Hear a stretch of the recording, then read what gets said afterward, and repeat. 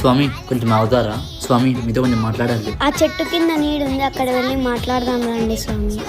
సరే స్వామి రండి. ఏమో చెప్పండి స్వామి. మీ పాదరక్ష దీవెనలు నాకు కావాలి స్వామి. సరే స్వామి.